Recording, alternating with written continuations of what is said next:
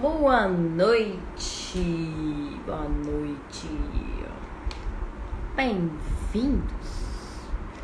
Esta não é uma live sobre liderança ou enneagrama, não é sobre liderança ou enneagrama.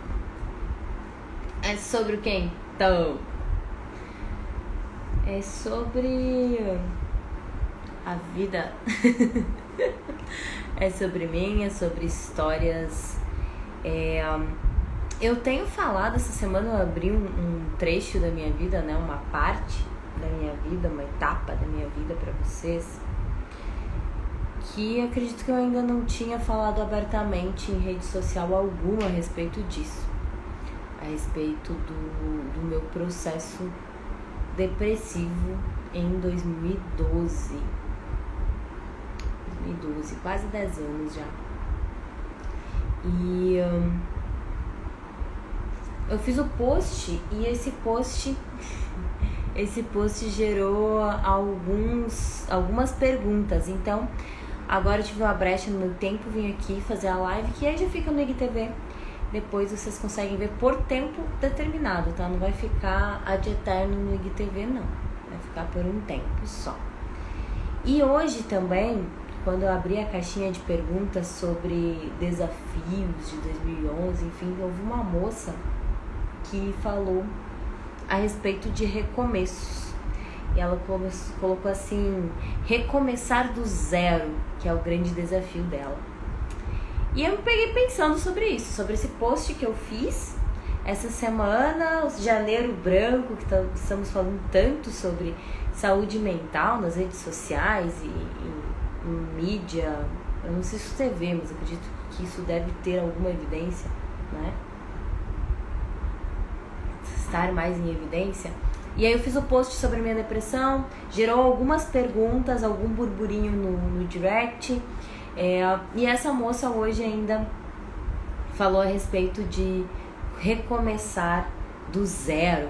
Então eu quero trazer um pouquinho para vocês, para que vocês possam entender o conceito disso, como é isso, como eu acredito que nunca nós recomeçamos totalmente do zero, como eu coloquei, como eu respondi a ela. Então quem tem acesso, quem não viu ainda, depois dá uma olhada na resposta lá no story, vai ficar nos destaques também, de o que eu acredito sobre isso. Nós não recomeçamos do zero, nós trazemos a nossa história conosco, nós trazemos a nossa experiência, nós trazemos todas essas vivências, né, ao longo de tantos anos para o nosso futuro, para o nosso presente e o nosso futuro, para as próximas escolhas, né, para o próximo caminho a seguir.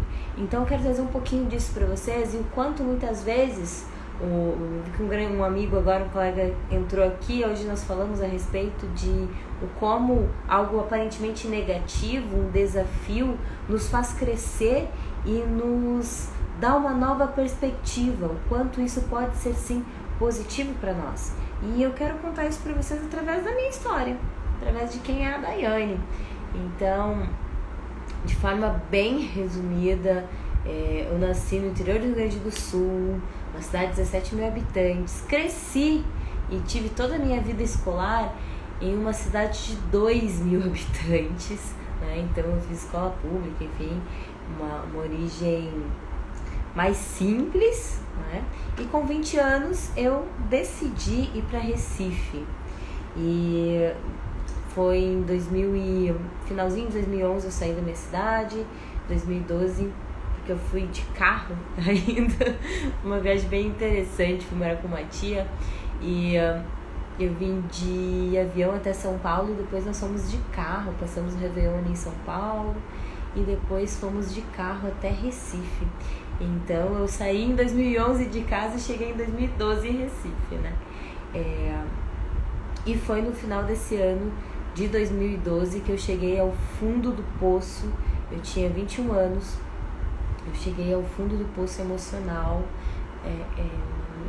a maior crise, acredito, uma das maiores crises assim, emocionais da minha vida. Então foi bem forte. Mas antes disso, não foi acordei com depressão, preciso de um psiquiatra. Claro que não. É uma construção Assim como um hábito bom, um hábito positivo, os nossos hábitos negativos também vão nos consumindo. Assim como os hábitos, as emoções também. Tudo que nós alimentamos, isso cresce cada vez mais e vai tomando espaço na nossa mente e vai tomando espaço no nosso corpo e vai tomando espaço na nossa vida. E comigo não foi diferente. Eu falei também essa semana a respeito da síndrome do super-herói, né? E que eu tive e ainda tenho muito disso. Tem um grande amigo que nós saímos caminhar, correr aqui na praia, e aí ele me chama sempre de cabeça dura. Todas as vezes que nós vamos caminhar, a conversa finaliza com ele me chamando de cabeça dura. Essa coisa de autossuficiência, de ser forte, de não admitir erros, né? Dificuldade em admitir erros. Todos nós erramos, cara. Mas eu ainda tenho dificuldade. Poxa, especialista em inteligência emocional, blá, blá, blá, blá, blá, blá, e liderança. Não é blá, blá, blá. É bastante estudo, mas ainda assim, tem muita dificuldade porque nós somos seres imperfeitos. E um dos nossos maiores erros é acreditar que nós podemos chegar à perfeição de forma rápida, curta, achar um atalho para isso, ou que nós estamos sempre certos. Então, estou longe disso. Não sou a pessoa mais correta do mundo, pelo contrário. Eu apenas trabalho muito para estar onde estou, para conquistar o que conquistei e fazer o que faço.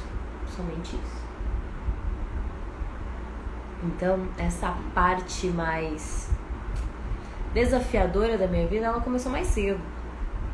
Eu sempre fui aquela pessoa que estuda pra caramba. Eu aprendi os números antes das letras, porque eu perturbava meu irmão e ele me ensinou os números. E eu sempre fui muito fera em matemática, ao mesmo tempo que sempre amei ler, então eu nunca li livros infanto-juvenis. Eu lia psicologia, eu lia análise comportamental, eu lia o que hoje nós chamamos de neurociência. Na época eu não sabia que isso era neurociência, mas eu já lia muito a respeito com 12, 13 anos. Então, quando eu tive um gatilho emocional, um gatilho depressivo aos 14 anos, eu logo identifiquei. Falei com o médico, fui no psicólogo na época e resolveu rápido. Então foi muito simples, né, aos 14 anos, que era pré-adolescência, adolescência, aquela crise de escolher profissão, assim, nada demais, só um gatilho mesmo. Só que adiante, lá com 19 anos, tiveram algumas coisas que eu não vou entrar no detalhe, que acredito que não precisa, não deve ser exposto, mas foram questões familiares. Um ponto foi a separação dos meus pais, essa eu posso falar, houve a separação deles em 2010, isso, e me impactou bastante. Eu era menininha do papai, eu tinha tudo ali no seu lugar e de repente isso alterou. Só que enquanto outras pessoas a família ficava mais desestabilizada, eu em algum momento criei na minha cabeça de que eu precisava ser a fortaleza, que se os outros estavam abalados, eu não poderia estar. Eu precisava estar bem. Aquilo não iria mexer comigo. Grande ilusão. Então, houveram outras questões também de carreira, de vida, de escolhas, até que chegou o ponto que eu decidi ir para Recife. Porque a família estabilizou, enfim, e de repente eu senti uma pressão e eu não estava bem, e foi como uma fuga daqueles problemas. Hoje eu percebo que foi uma grande fuga ir para Recife. Eu fui para Recife, cheguei lá, não planejei as coisas direito. Eu falo tanto em planejamento hoje, né? Eu falo tanto em planejamento porque eu já errei tanto sobre isso, tanto na minha vida, que eu percebo que é importante planejar. Eu não planejei direito a minha ida, eu simplesmente fui, foi impulso, né? Foi um impulso total, assim. Cheguei em Recife, muita coisa deu errado, muita coisa mesmo. Até começar a dar certo, muita coisa deu errado. Eu precisei me reinventar algumas vezes. E algo engraçado é que eu digo que eu fiz um intercâmbio dentro do Brasil. Como assim um intercâmbio dentro do Brasil?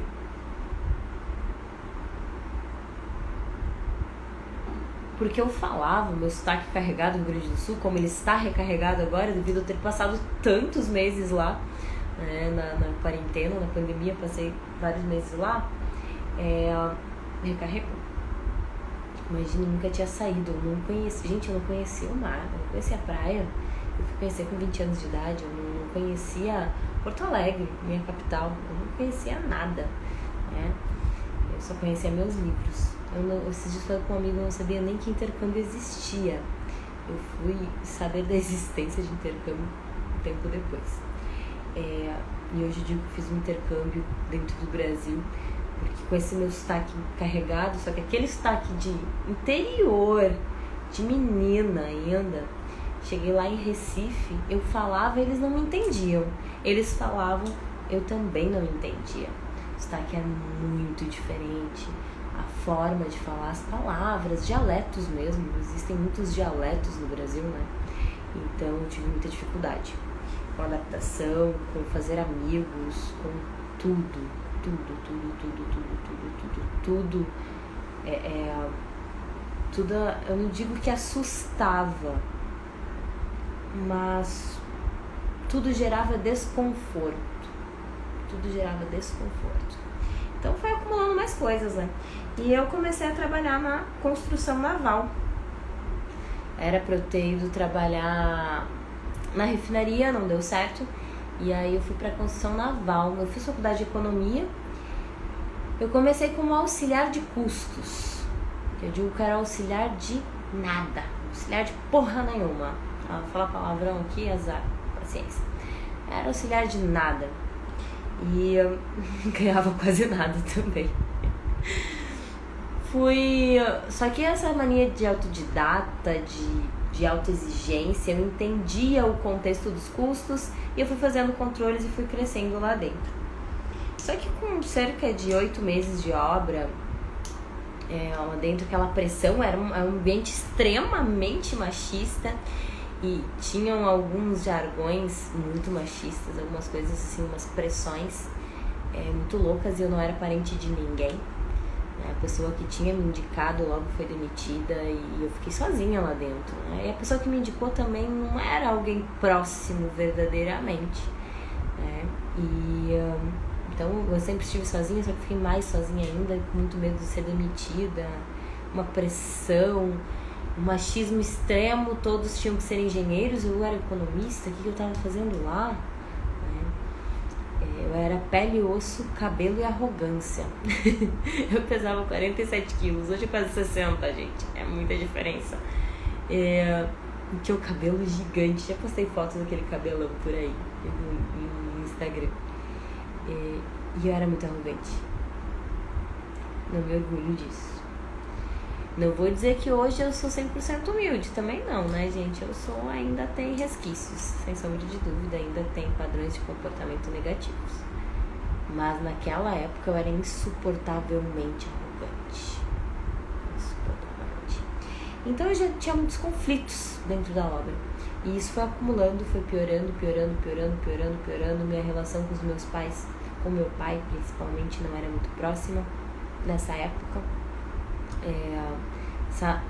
Vinha muito mais de mim dessa questão de super-herói. Eu não vou ligar, eu sou independente, eu sou a fodona, não preciso ligar pra ninguém, não preciso ver ninguém, tô bem. E aí eu me isolava, né? Eu alimentava todos aqueles sentimentos e emoções negativas. Eu continuava alimentando. Não importa quantos livros eu tivesse lido sobre o processo de pensamento, sobre neurociência, sobre psicologia, não interessa, eu arrumava sempre uma desculpa para alimentar aquele sentimento, aquela emoção negativa. Sempre. Sempre tinha um estresse, um relatório, alguma coisa diferente, e eu entrava naquele ciclo vicioso de novo. Então, livros, conhecimento, isso não é nada se você não souber aplicar de verdade. Não adianta você ter um método, você ter a teoria, o conhecimento ali, mas não saber o que fazer com ele, como colocar ele para a realidade, que era o meu caso lá aos meus 21 aninhos. Eu tinha um monte de livro na minha cabeça, eu havia lido tantos livros, e eu não sabia o que fazer com aquilo, só tinha um monte de conhecimento, era uma obesa mental, e nada daquilo me ajudava, só me ajudava a catar dentro daquele conhecimento, daquele baú cheio de informações, desculpas para continuar me sentindo mal, desculpas para continuar me auto-sabotando e me chicoteando e me julgando demais, né? E me afundando cada vez mais. Foi no final, mais pro final de 2012, quando eu cheguei a um ponto de as pessoas no trabalho me dizerem bom dia e eu sair correndo chorando e entrar no banheiro. Eu lembro dessa cena, eu nunca vou esquecer dessa cena hoje. Teve um dia que aconteceu, não me lembro o que foi. Um colega falou comigo, eu entrei em crise, comecei a chorar e saí correndo. A sala tinha que dar uma volta. Eu saía da minha sala, era fechada com baias. Então eu saía da minha sala, eu dava a volta toda para sair da sala principal e chegar ao banheiro. E eu passei chorando muito, desesperada, assim, tentando disfarçar, mas achava que estava disfarçando alguma coisa. Entrei no banheiro, passei por alguém no corredor que pra mim naquele momento foi invisível. Entrei no banheiro, devo ter ficado lá chorando uma meia hora, mais alguns minutos tentando disfarçar o olho vermelho e inchado pra sair. E quando eu saí da porta do banheiro, aquela pessoa tava lá esperando. Que hoje, durante um tempo, foi um grande anjo da guarda enquanto eu morei em Recife, e até hoje é um grande amigo. Ele hoje mora em Minas, Goiás, não lembro, troca o estado. Falei com ele no final de semana, mas troca o estado. E ele tava lá esperando, né? E eu só lembro que ele perguntou se eu tava bem. Da conversa eu não lembro de nada. E a partir daí ele se tornou um grande anjo. Eu digo que eu tenho anjos, quando a gente tem... Nós dependemos de pessoas. Por mais que nós digamos que não, mas sim, nós dependemos das outras pessoas. E naquele momento eu dependi muito mais do que eu gostaria e muito mais do que eu reconhecia. Então, se não fosse aquelas pessoas que lá estavam, principalmente os amigos que eu carrego até hoje, assim, que estão na minha vida e sempre vão estar, eu não teria suportado, sem sombra de dúvidas. E por isso que eu escolhi falar do Janeiro Branco aqui, mais abertamente, decidi falar pra vocês também a respeito dessa história, porque muitas vezes a gente menospreza, a gente acha que as pessoas fortes, as pessoas que estão aqui na internet dando a cara, elas são imbatíveis, elas são inabaláveis, elas são perfeitas, e nós não somos. Nem eu, nem ninguém que tá aqui. Todas as pessoas têm seus problemas, todas as pessoas têm seus abalos, têm suas inseguranças, e por isso também eu escolhi abrir essa parte. Não tô longe de querer ser perfeita, de querer ser sei lá, a pessoa que é especialista em inteligência emocional e por isso ela tá acima de qualquer dificuldade, de qualquer chateação. Não. Pelo contrário, muito pelo contrário. Inteligência emocional não é controlar as emoções, é decidir as atitudes a partir das emoções. Então, eu posso conhecer muito bem as emoções, não quer dizer que eu vou controlá-las, como já aconteceu, que é o que eu tô falando pra vocês. Eu apenas decido o que eu faço a partir delas, e assim é com todas as outras pessoas, tá? E aí lá em 2012, retomando essa parte, lá em 2012, eu estava muito relutante em procurar ajuda, em procurar profissional, né? Eu tinha me tornado espírita fazia pouco tempo. Eu digo pouco tempo, mais controladas que é difícil. Controlar a emoção é impossível, Thiago. É impossível, ninguém controla a emoção. A gente controla, a gente gerencia o nosso comportamento. A emoção não, a emoção é automática. Mas ao gerenciar o nosso comportamento, ela pode repercutir, aí o ciclo continua em uma nova emoção adiante. Mas a emoção instaurada eu não controlo. A emoção do gatilho imediato eu não controlo. Lá em 2012, retomando essa parte, tá? 2012, a intenção dessa live é conseguir chegar ao final dessa história, conseguir contar. É difícil pra mim falar também, né? É difícil expor vulnerabilidades. Bem difícil. Mas vamos lá. Exercício importante também. Eu não queria procurar ajuda profissional. Eu achava que eu estava acima disso, que eu conhecia tudo, que afinal de contas eu tinha lido tanto, não é mesmo? Aquela ilusão do conhecimento, obesa mental, como eu falei antes. E aí eu tinha me tornado um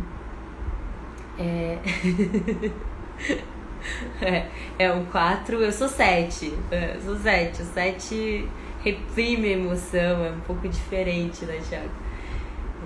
É mais difícil falar de emoção pro 7, porque a gente reprime tanto. Eu acho que o 4 vivencia muito mais essas emoções, né, Thiago? Ele traz mais à tona, ele dá intensidade realmente, e o 7 ele foge. Ele diz assim, emoção? Não, tá tudo bem. Negacionista de problema, né? Então é difícil pra mim falar. E acredito que muito disso me levou a esse processo depressivo também. Porque eu negava tudo que estava acontecendo a um extremo. Eu era, não, tá tudo bem, tá tudo maravilhoso. E eu neguei tanto isso, e eu reprimi tanto o choro, tanto a emoção dos meus problemas da adolescência até a vida adulta, tanto que em algum momento é como uma grande represa, né? Você vai represando, segurando, até que uma hora ela estoura.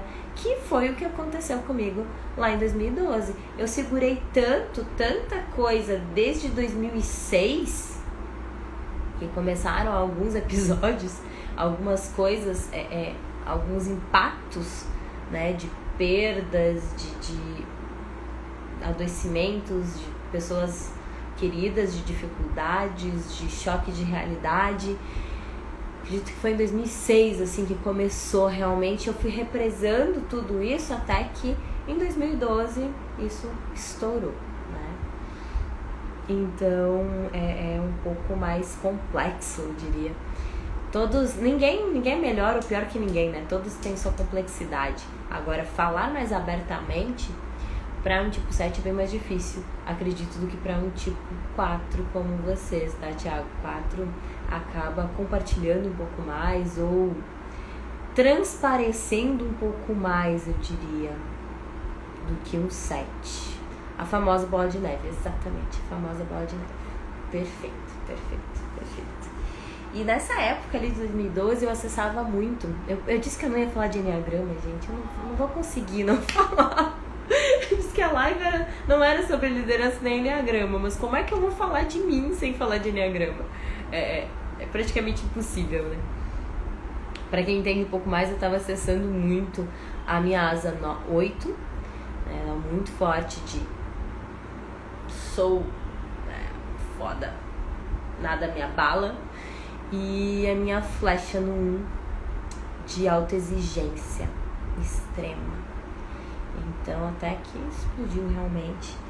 E nessa exigência, nessa coisa, e o perfeito, né, ativando muito lá na flecha 1, eu não aceitava psiquiatras. Eu tinha um plano de saúde muito bom na época.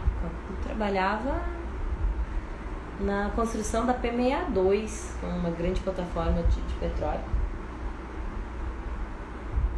uma das maiores construtoras do país. Eu tinha... Meu salário não era grandes coisas, mas meu plano de saúde era muito bom. E eu não queria nenhum daqueles psiquiatras, porque eu ia dizer que eles não eram bons, porque que eu olhava o currículo Lattes deles, eu pesquisava a vida deles na internet e eu achava que eles não eram bons o suficiente para me atender. Ao tamanho da arrogância e insuficiência de uma pessoa que acha que é autossuficiente. Tem nem lógica quando eu olho hoje. Eu digo assim, nossa, menina, vai dar uma surra naquela menina. Mas enfim. Eu tinha me tornado espírita também em 2009, 2010, alguma coisa assim. Eu tava muito no começo, eu ainda não me dizia espírita porque eu não me julgava digna de ser espírita, eu não me julgava merecedora da palavra. Própria psiquiatra, eu jurava que era minha própria psicóloga, né? E eu não me julgava capaz de me dizer espírita naquela época, porque eu não tinha estudado o suficiente ainda, eu não tinha feito nada o suficiente ainda, uma autoexigência exagerada. Foi quando eu pesquisei muito, esse amigo que me apanhou na porta do banheiro, me acalmou, me convenceu a de vez procurar um psiquiatra, encontrar pelo menos 2 em Recife que eu julgasse aceitáveis e ele ia me ajudar a escolher, ia ajudar a ligar, enfim. Encontrei um, só atendia particular. E aí lá fui eu, marquei consulta, não fui, marquei a consulta, não fui, marquei a consulta. Meu amigo me obrigou aí. Ele foi comigo, inclusive. Ficou na porta esperando, você vai. Como eu disse, ele foi um grande anjo da guarda, assim, na minha vida naquela época, naquele ano, naqueles meses. Nos 2 primeiros meses de quando a bomba explodiu, assim, que eu entrei em colapso, aqueles 2 meses ele foi uma peça fundamental. E aí, ele ficou esperando, eu fui e eu comecei o tratamento, eu aceitei o tratamento. Isso é muito importante, porque quando nós falamos em saúde mental, quando nós falamos em saúde mental e emocional, é importante que nós tenhamos alguma referência e nós aceitemos alguma referência. Naquele momento eu aceitei. Só que não foi só isso, é claro, né? Eu aceitei o tratamento, eu continuei no centro espírita, assim. Gente, eu não tô fazendo campanha de religião alguma, tá? Até porque espiritismo não é religião. Mas não tô fazendo campanha de nada disso. Eu estou falando a minha história, o que eu fiz, o que aconteceu comigo, tá? Eu acredito que toda e qualquer crença é importante. Toda e qualquer fé vai ser muito relevante na vida da pessoa, porque isso é um apoio, é uma base. Então, para mim foi fundamental, sem sombra de dúvidas. Eu jamais retiraria a importância disso, por isso eu estou pontuando. Agora, eu não estou dizendo que você precisa ir até lá, estou dizendo que foi o que eu fiz, foi o que fez sentido para mim, foi o que foi extremamente importante na minha história. Somente isso, por favor, por favor. Eu digo que foram 4, como uma cadeira que tem 4 pés. Então foram 4 grandes coisas que me levaram à retomada do equilíbrio lá em 2013 em 2013, né? Porque isso foi final de 2012, então eu retomei o equilíbrio em 2013 e eu recebi alta em 2014. Final de 2014. Eu recebi alta meado pro final de 2014 foi quando concluí totalmente o desmame de remédios. Sim, eu precisei tomar remédios, um psiquiatra, psicoterapia, então eu precisei desse apoio profissional fundamental, porque já havia alteração química no meu cérebro. Não era... A emoção, ela é química também, né? Nós precisamos entender a fisiologia das emoções muitas vezes. Muitas vezes não, nós precisamos sempre entender a fisiologia das emoções e nós negamos isso, nós ignoramos isso. Então isso é muito importante. E falar de saúde mental é falar de saúde, sim. Então é necessário remédios desde que seja através de um profissional competente, de fato, e que tenha atenção em você e não na comissão que ele vai ganhar do fabricante farmacêutico, né? Então eu precisei sim usar, porque já tinha um nível de alteração química bem relevante no meu cérebro. Apesar de eu continuar extremamente workaholic e bastante competente, a minha capacidade decisória estava bastante comprometida. E isso era muito mais relacionado à minha vida pessoal, porque era como se eu entrasse no trabalho, eu entrava no piloto automático. Como eu trabalhava muito mais com exatas do que com humanas, então não, aparentemente aquilo não prejudicava tanto. Aparentemente, tá? Porque lembre-se que eu poderia ser orçamentista, eu ainda não era, né? Eu poderia estar trabalhando com planilhas, Excel, um monte de coisa, mas eu trabalhava com pessoas também, né? Meus colegas eram pessoas. Boa noite, Jorge. Você também precisa tomar de remédio no começo? Sim, no começo a gente precisa sim de remédio. Agora, cuidado com isso, hoje eu não tomo nenhum tipo de remédio que contém química, porque até um óleo essencial contém química. A gente acha que contém química só o que vem na embalagem da farmácia e não é, tá? E muitas vezes nós precisamos sim. Então, o ideal é que o profissional te diga o que você precisa ou não, e não fazer como eu fiz, eu sou minha própria médica aqui, que não funciona. A bola de neve aumenta, então é importante ter sim um acompanhamento, tá? Eu faço revisões periódicas, eu vou chegar nesse ponto, eu faço revisões sim. A última vez agora faz 2 anos. Já faz 2 anos, eu preciso agendar uma revisão, inclusive. Preciso agendar esse ano. Agora, primeiro semestre de preferência, porque preciso acompanhar se está tudo bem, realmente, né? Se você não precisa de nada, se mantém o quadro. Então, isso é bastante importante. Então, vamos lá. O primeiro ponto que para mim foi fundamental lá em 2012 foi essa questão de profissionais qualificados de saúde.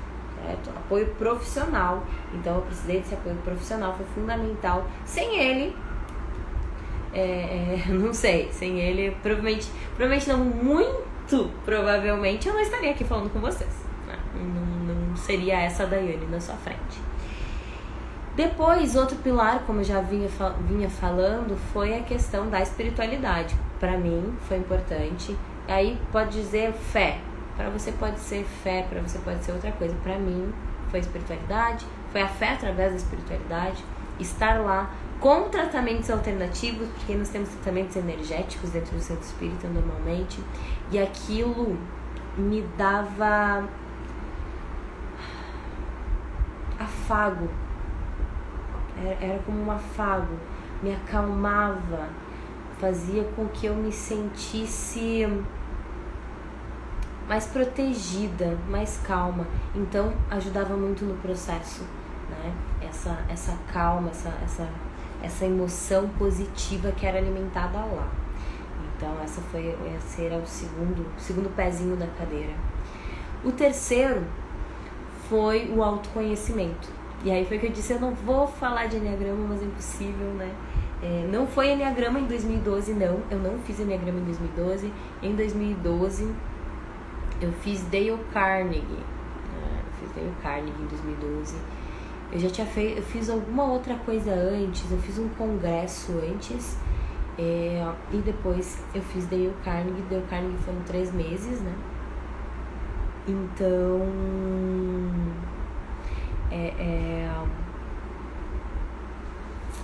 eu fiz Dale Carnegie para autoconhecimento, autogestão, e comecei a entender o porquê talvez eu estar no automático, ser workaholic, aparentemente não estava afetando o meu trabalho lá por ser financeiro, por ser exatas. E na Dale Carnegie eu percebi que sim, estava afetando muito, porque afetava o meu relacionamento com as pessoas. Eu digo que das 10 mil pessoas da obra, até então, metade, tinha 2 pessoas que gostavam de mim. Um era meu colega imediato, superior, não era superior porque era de outro setor, mas era um colega que tinha uma comunicação diária muito forte. E o outro era o meu superior. Deixa eu ver o que o Thiago falou aqui. Tem que trabalhar.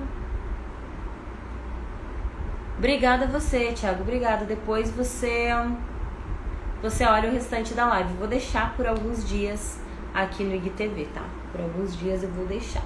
Não sei até quando, porque depois ele vai ficar só no clube de assinaturas, essa live. Tá? Eu digo que das 10 mil pessoas da obra, naquela época, lá em 2012, 2 gostavam de mim, um era meu colega,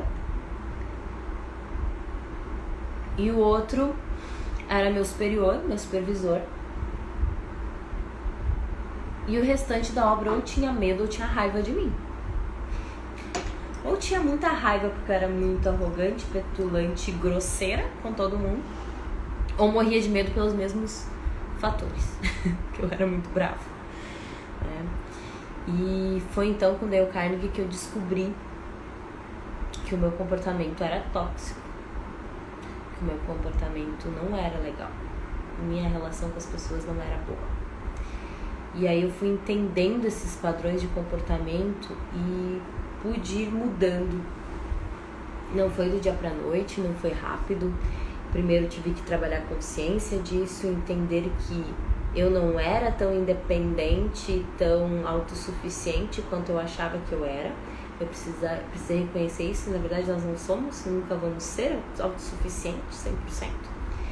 Então eu comecei a entender sobre como as pessoas funcionam de verdade, numa linguagem mais simples de entender, não naquela linguagem científica que eu tanto lia na adolescência, os livros de psicologia, os livros de filosofia, que era uma linguagem tão rebuscada e que muitas vezes você até entende o funcionamento, mas você não entende aquilo na prática, na realidade, no dia a dia.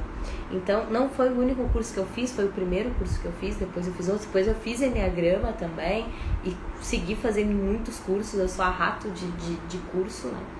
Eu não passo um mês sem fazer uma formação nova, um curso novo, não só na área de autoconhecimento, em diversas áreas, sobre negócios e coisas que não tem nada a ver, assim, eu sempre estou estudando. Eu gosto muito disso.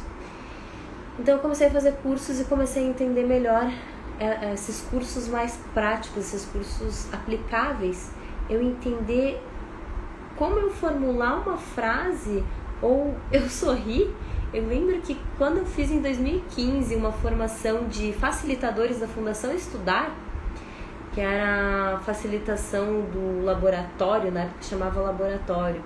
Hoje chama Liderança 16, que vai acabar a bateria, deixa eu colocar carregar enquanto eu falo. Na época, quando eu fiz a formação, eu lembro que alguém destacou meu sorriso. E aquilo me surpreendeu muito, porque em 2012 eu não sabia sorrir. Em 2013 eu não sabia sorrir. Relações pessoais, mas muito mais de trabalho, porque era o meu mundo, era muito mais trabalho do que qualquer coisa. Então eu percebi que a minha performance estava assim comprometida, porque a minha relação com as pessoas estava comprometida, e eu comecei a aprender a lidar melhor com isso. A partir de então eu também trabalhei autoconhecimento, trabalhei tantos cursos. Eu fiz um curso de coach. Eu não posso dizer que eu não sou coach. Eu digo que eu não sou coach porque eu não uso a ferramenta, eu uso outras ferramentas, então eu não trabalho como coach, tá? Mas eu fiz um curso, sim, em 2015. Eu fiz um curso, 2014, 2015, eu nunca lembro o ano, acho que foi 2015. Eu não lembro, gente, 2014. Não, 2015 eu mudei pra João Pessoa, então foi em 2014. Foi em 2014 que eu fiz, mas eu não uso as ferramentas, tá? Eu já estava na fase final da formação de trainer da Dale Carnegie, então pra mim não fez muito sentido o curso, porque as ferramentas que eu aprendi não tinham tanta eficiência quanto as que eu já tinha como trainer, então ficou obsoleto. Por isso eu digo que eu não sou coach. Eu tenho até um curso, mas ficou obsoleto porque eu nunca usei. Mas na época ajudou até a olhar de uma forma diferente, mais ferramenta de autoconhecimento, apesar de eu já ter. Então fiz muitos cursos, passei a entender melhor as minhas emoções, o que se passa aqui dentro, que a gente acha que as emoções estão no coração. O coração, ele só serve para bombear sangue, gente. Só serve para isso. Nossas emoções estão no cérebro. Então passei a entender melhor tudo isso. E esse é o terceiro pezinho da cadeira, fundamental foi o autodesenvolvimento. Foi o entendimento, foi o conseguir colocar em prática todo o conhecimento que eu tinha na minha cabeça. Não só o autoconhecimento teórico, mas a prática, a vivência de tudo isso. Então, foram cursos e formações que me colocavam para experimentar e para viver, para mudar realmente hábitos, pivotar, como a gente falava na época e hoje, até hoje, o pessoal de startup fala isso, mas eu tive uma startup e nós falávamos muito sobre pivotar, então aprender essas coisas foi muito importante. E por fim, ou primeiro, o último pé da cadeira é o que eu falei em primeiro lugar, na verdade, eu deixo ele no final, porque eu acho que ele é o princípio e o fim, que são as pessoas. Então foram os amigos e as pessoas próximas a mim, esses anjos da guarda, que me ajudaram a passar por aquele momento, a continuar e a me reinventar. Então, em resumo, só para recapitular os 4 pezinhos da cadeira aí para minha alta da depressão, digamos assim, para minha superação naqueles momentos tão difíceis que eu passei, foram o acompanhamento profissional especializado, a espiritualidade ou a fé, como você quiser chamar, o autodesenvolvimento real e prático e as pessoas. Esses foram os pezinhos que sustentaram a minha cadeira emocional, a minha cadeira de saúde, que me mantiveram e me ajudaram a me tornar saudável e a me manter em pé, e a me manter viva.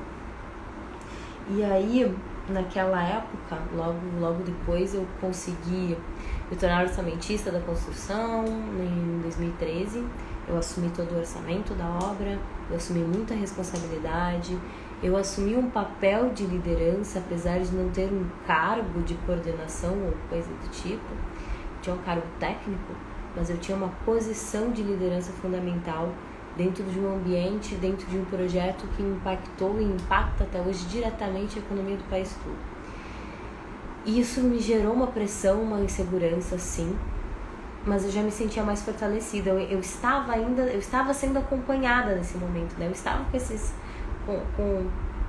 com esses 4 pilares me segurando nesse momento desse crescimento muito grande, dessa evolução muito grande que foi feita naquele ano, 2013. Eu cresci muito, eu evolui muito profissionalmente, muito pessoalmente, muito em todas as áreas, assim.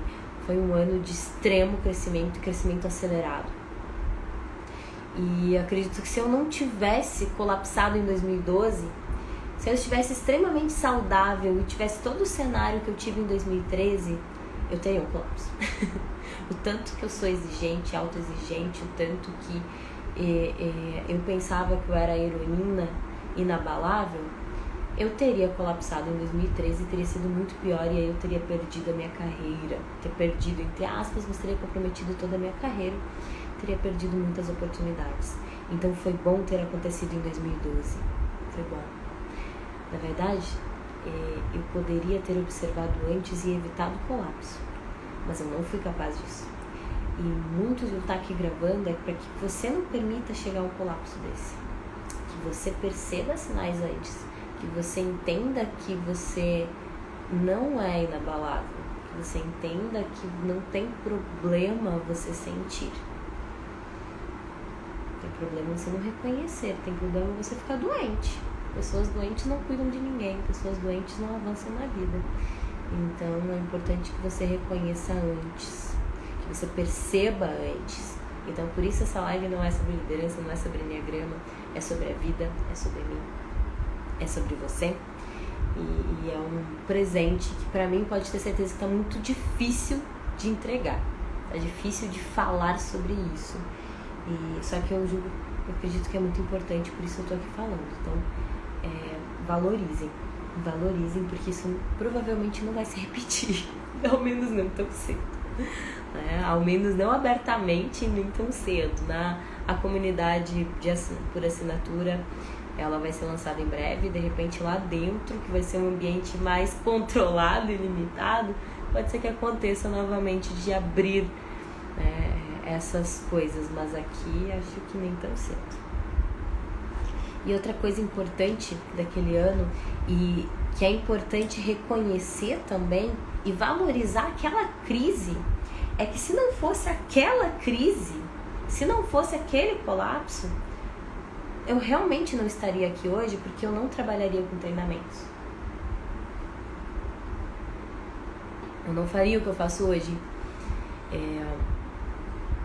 Eu estaria talvez trabalhando com grandes orçamentos ainda, com custos, com operações financeiras gigantes, com grandes projetos ligados à área econômica e à área de desenvolvimento do país, que era o que me fascinava. Petróleo e gás, que tanto me fascinava, porque impactava. Eu sempre quis ser auto-executiva, eu sempre quis gerar um impacto muito grande no país, então eu via isso como um grande mecanismo, eu sabia que eu era muito competente, e isso era um mecanismo, era uma forma. Então, se não fosse aquele colapso, eu não teria valorizado tanto esses treinamentos de desenvolvimento, eu não teria percebido que desde a adolescência eu já vinha lendo e estudando sobre isso. Eu dei minha primeira palestra com 14 anos de idade, não valorizei. Eu segui dando palestra sem valorizar. Eu segui sendo representante, líder de tudo que eu me envolvia, sem perceber e sem valorizar, sem entender que aquilo também gerava impacto na vida das pessoas, talvez maior do que fazer um orçamento de uma grande obra. Não menosprezando, eu amava o que eu fazia como orçamentista, como eu amo o que eu faço hoje como treinadora. Só que aquela crise me levou a essa virada. Eu cresci, eu cheguei, eu lembro que eu cheguei como orçamentista, toda a responsabilidade que eu tive, eu cheguei, eu olhei assim, eu tenho 21.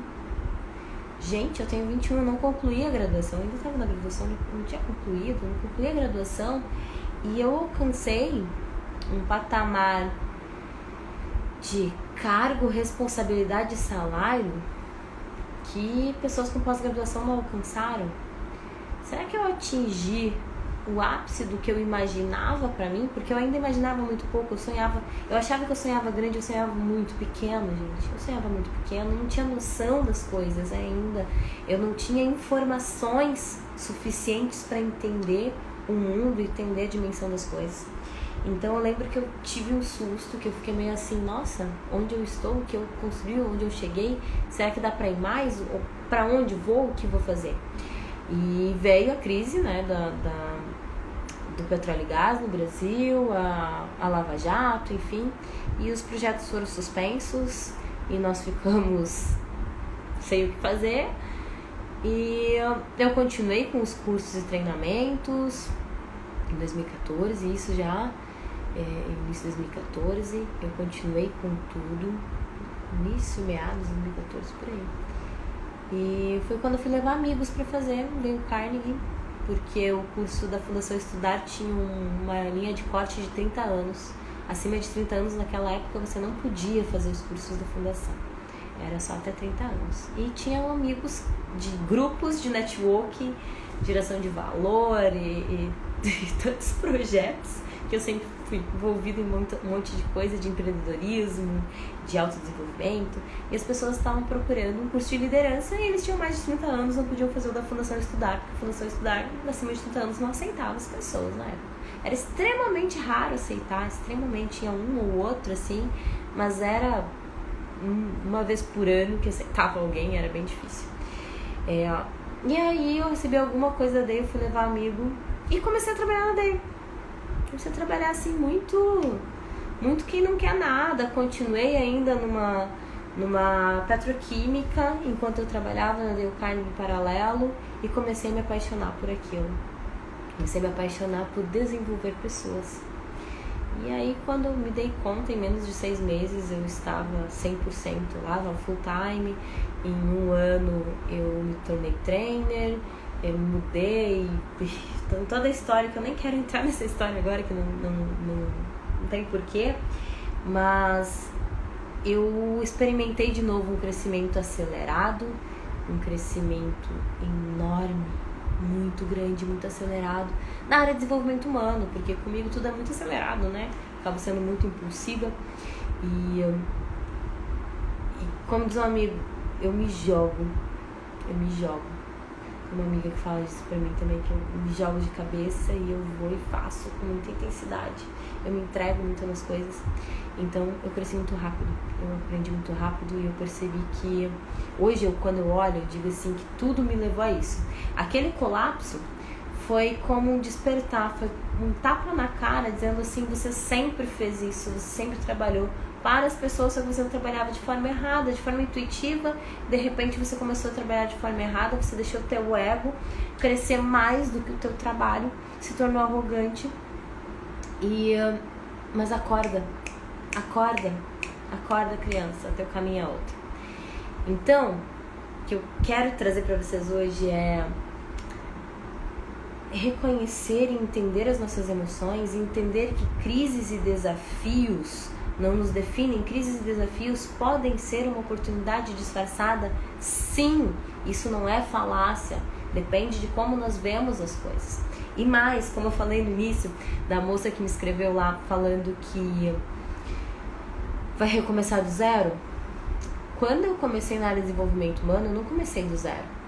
Toda a minha experiência na Naval, 10 mil pessoas, um ambiente extremamente hostil, com uma posição de liderança, sem um nome, sem um cargo no nome, mas só a posição, né, a atuação como líder. O que vocês acham que isso tudo me ensinou?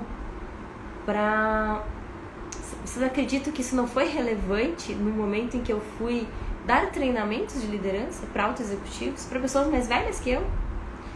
O que eu aprendi em 1 ano, tem pessoas que não aprendem em 10 anos. O que eu fiquei 2 anos e meio na obra, o que eu aprendi em 2 anos, 2 anos e pouco, tem gente que não aprende em 30 anos de trabalho.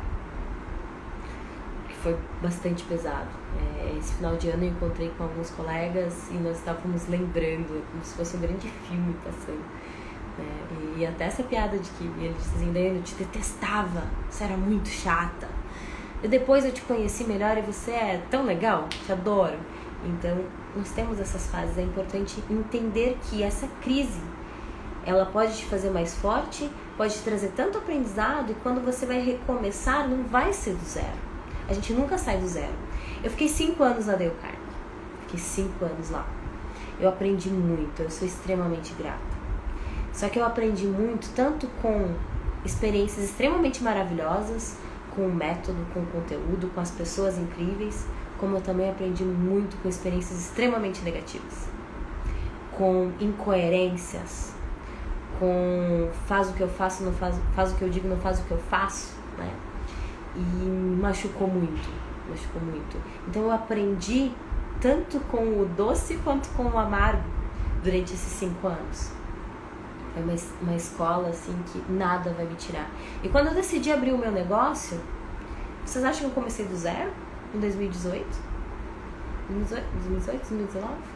Eu me perco nos anos, gente. Eu me perco nas datas. Mas quando eu abri a minha empresa, vocês acham que eu comecei do zero?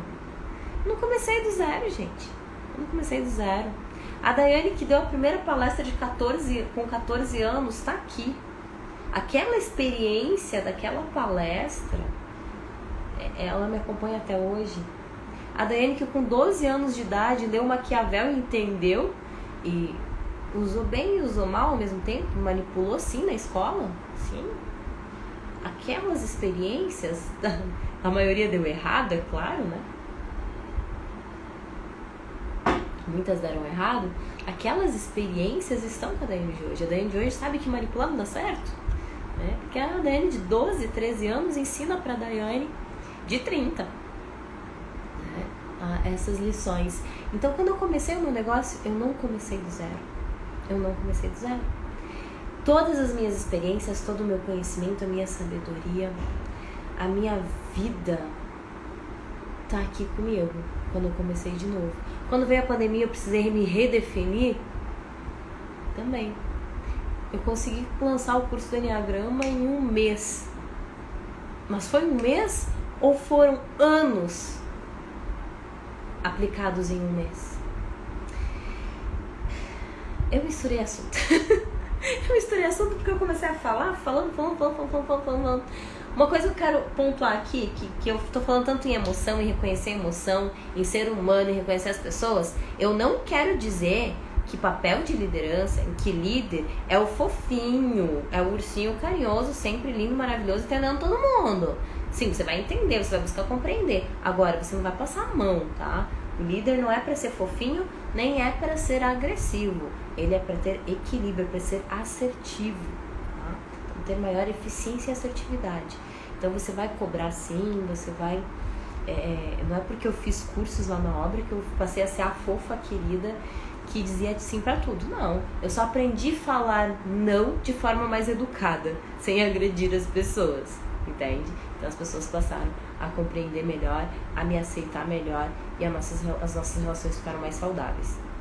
Então o que eu quero dizer pra vocês é, se vocês não estiverem bem, só que se eu não tivesse me tratado, só o curso não seria suficiente. Eu estava me tratando e fazendo o curso. Eu estava cuidando do meu espiritual e fazendo o curso. Eu estava com o apoio de pessoas relevantes e fazendo o curso. Não foi só o curso, é claro que não, nenhum curso na vida de vocês vai fazer milagre, nem o meu, nem de ninguém. Cursos não fazem milagres, cursos não mudam totalmente a vida de uma pessoa. É muito bonita essa história. Nossa, minha vida mudou depois desse treinamento. Foi só o treinamento? Minha vida mudou depois do Dale Carnegie, mas foi só Dale Carnegie? Não, eu acabei de dizer, foram quatro pilares, foram 4 grandes áreas combinadas. Então não existe milagre. Não existe milagre. Se eu só tivesse feito, não tivesse aplicado, também não tinha mudado nada na minha vida. Tá tudo do mesmo jeito, pra pior. Então, vamos lá, não quero dizer que também é milagroso. Mas a questão é, primeiro cuide-se, entenda suas emoções, busca sim autoconhecimento, busca autocompreensão. Valorize e entende que saúde mental não é besteira, depressão não é frescura, não é bobagem, existe uma alteração química no cérebro das pessoas. Existe uma alteração química no cérebro das pessoas, elas precisam sim de cuidado. E você talvez esteja começando, agora 2020 foi tão cruel com todo mundo, que todos nós entramos em algum nível de ansiedade. Então observe melhor, observe melhor, observe melhor. Sim, eu tive uns picos, eu tive recaída, eu disse que ia falar, não tive recaída. Quando eu saí do Dale Carnegie, eu tive uma crise bem séria, eu precisei visitar o psiquiatra de novo e eu precisei entrar com remédio SOS na época, porque eu tive uma crise de estresse, uma crise de ansiedade muito grande na semana em que eu me desliguei da Dale Carnegie, tá? Então, eu tive esse episódio, mas foi só um ápice emocional realmente que qualquer pessoa teria, independente de histórico depressivo ou não, porque foi uma ruptura repentina, extremamente dolorosa, extremamente difícil, muito traumática. Então, por isso foi necessário, né? Como eu disse, nem tudo são flores, nem toda flor é perfumada. Ela pode parecer muito bonita, né? Ela pode ser muito linda, mas não necessariamente ela seja perfumada. E a minha história com a empresa é por aí também. Então, entenda, voltando de novo, entenda que saúde mental não é besteira. Aprenda a observar as suas emoções, buscar ferramentas que te apoiem, buscar ferramentas que te deixem mais saudáveis, encontrar quais são os teus pilares que vão te deixar saudáveis. Esses são os meus pilares. Os meus pilares até hoje, que vão continuar sendo apoio médico quando eu preciso, não quer dizer que agora eu preciso continuamente. Não, mas sempre... Terapia todo mundo precisa, gente. 100% das pessoas precisam de terapia, tá? Se você acha que você não precisa, você está errado. Ponto. Você está errado. Todo mundo precisa de terapia. Então, se você nunca fez, vá fazer. Então, profissionais médicos, né? Profissionais de saúde, espiritualidade, autodesenvolvimento e pessoas. São os meus. É o meu tripé que me mantém vivo, que me mantém que me deixa sustentável, sabe? Que me deixa firme. São os meus pilares. Tripé não, pilares. Identifica quais são os teus pilares, valoriza eles, entende as tuas emoções, percebe o quão importante elas são. Não menospreze isso. Porque caso contrário, você não vai conseguir ter uma vida saudável. Sem uma vida saudável, você não vai ser um pai saudável, você não vai ser uma mãe saudável. Então hoje o apelo, né, trazendo a minha história para vocês entendam que não existe pessoa invulnerável. Não é porque eu sou especialista em inteligência emocional que eu não sinto todas as nuances e variações, todos os impactos emocionais que você sente. Eu sinto também. Claro que eu sinto. É óbvio que eu sinto. Pode ser diferente, talvez seja diferente a forma como eu lido com isso. Porque eu sei qual é o meu pior lado, eu sei meu lado sombra. Eu sei onde mora a minha crueldade mora com as palavras. Então, no momento em que eu sinto raiva, eu sinto tristeza, eu sinto determinada raiva mesmo de alguém, eu consigo hoje ter consciência de que eu estou com raiva e que se eu falar impulsivamente eu vou machucar muito a pessoa. Então eu prefiro me afastar até acalmar esse sentimento e usar a raiva de outra forma. E aí são ferramentas, né? Como que eu uso essa energia da raiva de outra forma? Eu faço ela ser produtiva ao invés dela ser agressiva. Aí é que está a inteligência emocional. Só que para isso precisa de um trabalho, não é do dia para noite. Hoje o que eu queria trazer para vocês é que não existem seres perfeitos, não existem gurus de internet lindos, maravilhosos, perfeitos, que nunca erram, que nunca sentem, que não tem mágoa, que não tem ressentimento, que não tem porra nenhuma. Tem sim, todo mundo tem.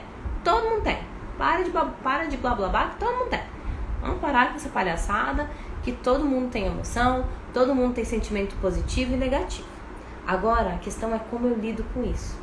E o Janeiro Branco é para lembrar de que eu preciso ser saudável, de que eu preciso aprender a lidar mais com isso. 2020 foi tão desafiador, trouxe tanta ansiedade pra gente. Por que não marcar um psicólogo, conversar e perceber como estão as tuas emoções, como está a tua saúde? Tá? Então esse é o meu convite para que você seja mais saudável, para que você cuide melhor de você. Não queria ter falado sobre Enneagrama, eu falei, porque sou eu. Não seria autêntica se eu não tocasse nos assuntos também. Mas o assunto hoje era minha história e nossa saúde. Meu desejo mais sincero para você de que você consiga ter uma vida mais equilibrada e saudável em 2021. E amanhã eu vou fazer live tarde e noite assim também, que eu tenho aula de espiritualidade, só depois. O meu pilar, um dos meus pilares continua muito ativo, né? Todos os meus pilares continuam ativos, então eu tenho aula de espiritualidade amanhã. E depois da aula, quando eu estiver tranquila, vou sentar aqui, vou fazer a live sobre o filme Soul. Vamos continuar falando de emoções, vamos continuar falando de significados da vida. Tanto falei desse filme, e amanhã eu vou fazer a resenha. Eu assisti 2 vezes para poder vir falar com vocês. Então, continuidade desse assunto amanhã, a live sobre temática e de resenha do filme Soul. Beijo grande e até amanhã.